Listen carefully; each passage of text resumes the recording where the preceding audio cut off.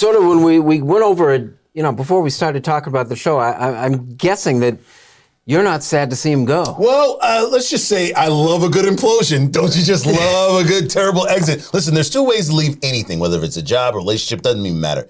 You can either voluntarily walk out, decide, okay, this is it, or it can go ugly. This one went ugly, and ugly fast, because I remember not too long ago, he was walking away from the game and then came back to the game, and then that didn't go so well in the last few years, even though he did get the record and coach his kids. So I will say this, you look at the record, you look at the history, basketball aside, he's achieved what he's achieved. Olympics, he's achieved what he's achieved.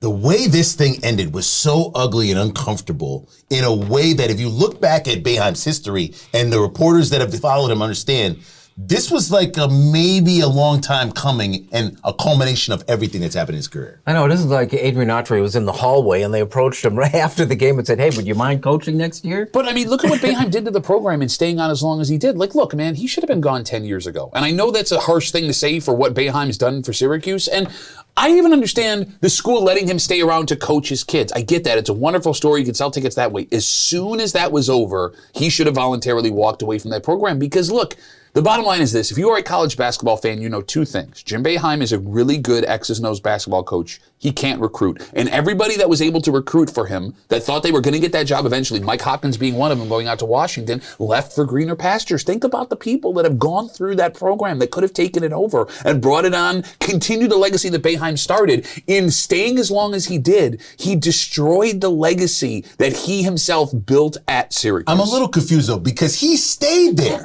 So it's not like it was so sort of he was being held hostage or he couldn't go anywhere. You dedicated your whole career to Syracuse. To leave that way is terrible. There's a Coach K way to do it, and there's a Syracuse way to do it. And so the way it sort of folded out, and if you think about it right now, how many people filled out a bracket, didn't even know Coach K isn't coaching anymore because all they do is fill out brackets for pools and win those pools when people watch college basketball more than they do. Well, and Duke still won the ACC. Yes, exactly. Look, it comes down to this, and I think this is the eerie part of the whole conversation. You guys know being college basketball fans as long as you have. All of the major old school coaches, right? Your Tarkanians, your Bobby Knights, your Caliparis, your Patinos, your Boeheims.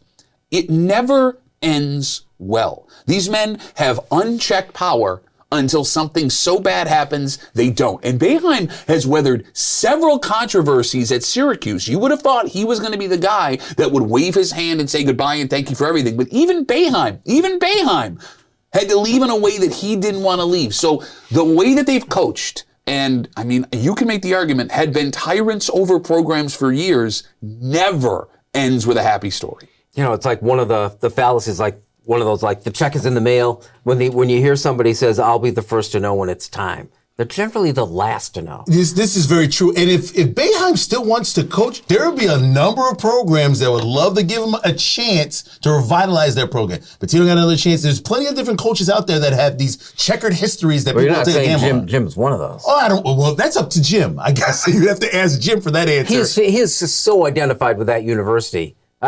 It's inconceivable to me that he would do anything else. Well, here's the other thing that it was really bothering me. I mean, Autry walks into a program that is not what it was after all of this public controversy. Oh, by the way, a lot of the guys that were going to commit to Syracuse are walking away because they don't know anything about this coach that's walking in. And Boeheim said earlier this week he will still have a role within Syracuse University, I'm assuming the athletics program. So you still have the ghost of the guy that you have to replace presiding over you. And if there's one thing we know about Jim Boeheim, he does not sit on his hands and keep his mouth shut when he thinks something is wrong. You may call Boeheim a legend or you may not call him, but you don't want to follow a legend after they leave. Well, I was going to ask, is Autry the guy? Can he put this back together? And it's not his fault. He's not, and it's not his fault. Here's what I think, if you want my honest opinion. I think Jerry McNamara is the guy, and they knew putting him in that chair right away would be death for him. I think that Autry is keeping that seat warm for McNamara, and it makes the perfect sense. Smart. McNamara's staying. Right? Smart move. You don't want to follow the legend. You want the guy that follows the legend. Mm-hmm.